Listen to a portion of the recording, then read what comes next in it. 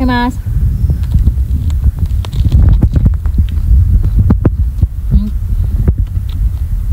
Miso-miso. Nandito tayo ngayon sa farm kasi gusto ko ipakita sa inyo yung update ng ating mga pananim kung ano na nangyari. So ayan, tapasok tayo dito guys. May mga tanim ako dito actually na pechay bagyo. Eto, wala na, parang namumulaklak na lang sila eh. Ayan oh. Kasi late na ako nagtanim nito. Dapat pag magtatanim talaga niyan on time. Plus, tingnan nyo, nagkaroon na ng mga insekto. So, sana magkabulaklak na lang sila para ma-harvest na lang natin yung mga bulaklak niya. And then dito, repolyo guys. And hindi ako nakakapagtanim. Ayan, may lumalabas naman siya mga maliliit na repolyo sa loob. Pero hindi na yan lalaki kasi aabutan na siya ng paglilinis. So, balak kong maglinis na sana kasama si Papa. And ayan, nakita nyo mga repolyo yan. Tapos yun yung mga beans natin. Parang hindi rin sila namumulaklak. So titingnan natin kung aabot sila mamulaklak kasi tatastasin din natin sila. Good thing guys, eto meron tayo dito. Broccoli. Ayan, makakapag-harvest tayo ng broccoli. Tikman nga natin to. Mukhang masarap yung broccoli natin dito guys. Ang gutom niya. Narinig nyo. Itadakimasu. Ito yung tanim natin broccoli na pula guys. Ayan, tikman natin. Pulang-pula yung kulay niya. Diba, walang galulo niya, diba? Masarap siya. Medyo may konting amoy ng dahon. Pero, the rest makakain siya. Ang sarap. Kasi ito naman yung ano natin, no? Cauliflower. Sayang, oh. Pwede na natin itong i-harvest. Aba. Kaysa maunahan pa tayo. Wala nga lang tayong kutsilyo. Dala kasi mamumulaklak na to, so kailangan natin ito mapigtas pa. Buti dumaan tayo, sayang din to ah. Yan, pinigtas ko na para may pansalo tayo mamaya. Sakto, nag-ano pa naman ako, nag-isa pa naman ako ng gulay kanina. Ayan, so iuwi natin yan. And then ito, sayang, may mga bunga na rin siya. May mga bulaklak na din siya. Ang kapal ng, tingnan nyo guys, kung walang balot tong ating taniman, ganyan kakapal yung mga damong nandito sa aking taniman. Nakita nyo yan, lahat yan, damong ligaw lang yan. Ang tataba nila oh, diba? Naglagay na kasi tayo ng pataba dyan eh, mga tayo ng manok oh. Tapos ang bibisitahin natin ngayon, yung bawang natin, tsaka itong ating sibuyas. Nakita nyo guys, ang tataba ng mga dahon, yung mga damo. Kung wala tayong sapin, lahat itong nakikita nyo sa paligid na yan, punong-puno na yan ng damo. Ayan oh, yung mga damo, tingnan nyo oh. Diba, ang kapal? Ito bago to eh. Hindi ko alam kung anong dahon to. Ang kapal niya. So, ito yung mga bawang natin. Hindi ko sure kung may laman na siya. So, maha-harvest natin yung mga by April or May na guys. Dahil bago tayo umuwi ng Pilipinas, so lilinisin muna natin yan or baka hayaan na muna natin siya kasi wala na tayong maaabotang pananim nun. Naku, yung papaya natin doon wala na, patay na. Sobrang lakas ng hangin guys. Ito na nangyari para dun sa farm natin. Ayan oh, bumagsak na pala yung bamboo natin tsaka yung papaya natin. So kailangan natin ipatayo yan kay Papa. Tapos yung net natin, ayan, natanggal na. So possible na tubuan tayo ng damo dito kapag hindi natin siya naayos. Tapos dito guys, yung mga sibuyas natin. Check natin. Ang laki na ng sibuyas natin guys. Oh, 'di ba? May laman na sila. So may harvestin na rin pala tayo mangilang-ilang mga sibuyas. Lahat yan nakikita nyo na yan mula dyan hanggang doon sa dulo ay sibuyas na tinanim natin. So kailan natin kaya ma-harvest yan ang tanong. 'Di ba? Kasi kailangan bago tayo umuwi ng Pilipinas ay maayos natin siya. Ay, ang lalaki na sibuyas natin, guys. Yan guys, yung mga sibuyas natin. 'Di ba? Ang lalaki na oh. Ayan oh. So bubunot tayo ng mga ilang sibuyas natin para ma-dry na natin sa ating bahay. Mas maganda kasi kung mas lalaki pa yan. Kaya lang next week mag-uulan. So possible guys na mabasa pa sila.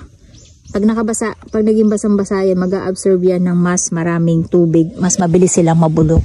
Tapos yung mga bawang natin pagdating doon guys, hindi masyadong tumataba. Malayo yung itsura niya sa mga bawang natin dito kasi yung nandun natin, hindi masyado nasisikatan ng araw.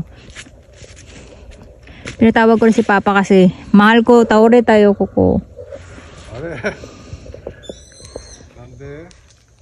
この間風1週間ぐらい強いじゃん.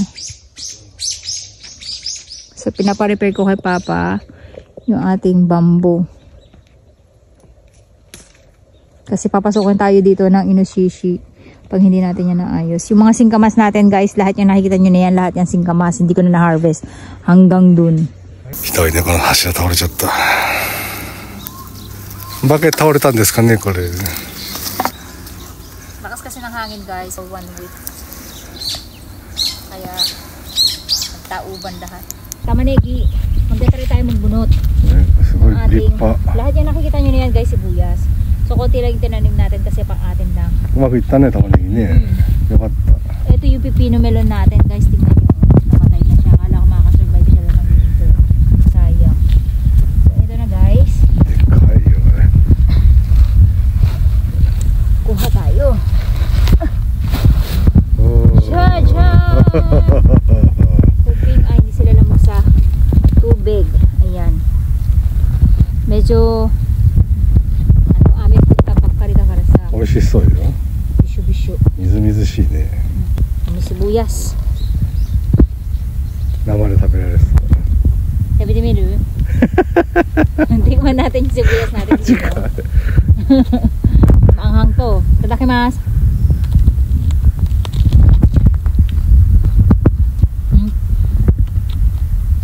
Miso-miso. Oh, 甘いの？ Mm. うまい？ May konting anghang. Kara. 辛いの？すっげえなあんた。 Kasi guys, last week nag-uulan. Kaya medyo matubig yung sibuyas natin and then next week mag-uulan ulit. Mataray siya aming bagkari. Dalakan na nila yung ang anghang. Para kayong kumakain din ng mga tag dito. Hindi siya kasing anghang na sili pero may anghang. Ng kawasabi mitay na 辛いの？ karay. Kakuko karay. Maanghang siya sa ilong. Try mo. 大丈夫です。 Hindi kasi may sibuyas sa asawa ko. So ayan guys, ganyan. Katataba yung mga sibuyas natin. Oh. 成功ですね。 Taba. Koregane futatsu tamanegi ga haite itachi. そうな So の？ ayan guys. Ganyan kalalaki yung mga sibuyas natin. Napatay kasi sibuyas sa bahay kaya ayoko magpitas ng mga sibuyas. そっち側何？ Tamaneg ano niniku. あ、こっちにニンニクね。だから違うんだね。 Niniku haiteるかhaiteないかtas kami. 一個やってみますか？ Check natin guys kung may laman na rin yung bawang natin. Ito yung isang pinaka medyo mataba ang ano natin. Try lang natin. Jaja. Kawai sa niniku na no kore. ニンニクかよそれ。 Bakit pula? Ah, tamanegi janai. Niniku. Niniku da yo kore. Hapa dake de mo wakaru yasu. そうね。 So yung bawang natin guys, kasi natanim natin to October, November, December, January, February, March, April. So meron pa lang siyang 4-5 buwan. Hachikagetsu da kara ne. そんな長いの？ So yung bawang kasi guys 8 months. Kaya etong ating bawang 5 months pa lang siya. Kita nyo ang liliit, 'di ba? 紫色だね。 So balik natin. 戻すの？大丈夫かよ。 Ating おー cauliflower できた na じゃ dilaw. ん。 Ayan, nakapag-harvesting tayo. Actually, pabulaklak na nga to eh. 簡単に取れるんだそれ。あ Yan, sa Kyoto po pa. あ。 Hindi ko na pinakatadag. そうね。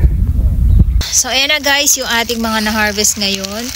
Actually, hindi muna natin na-harvest yung sibuyas natin kasi masyado siyang marami. Bahala na si Darna kung umulan na naman next week. So, ayan na guys, uuwi na kami. Ayan, may pang-salad na naman tayo. That's it guys!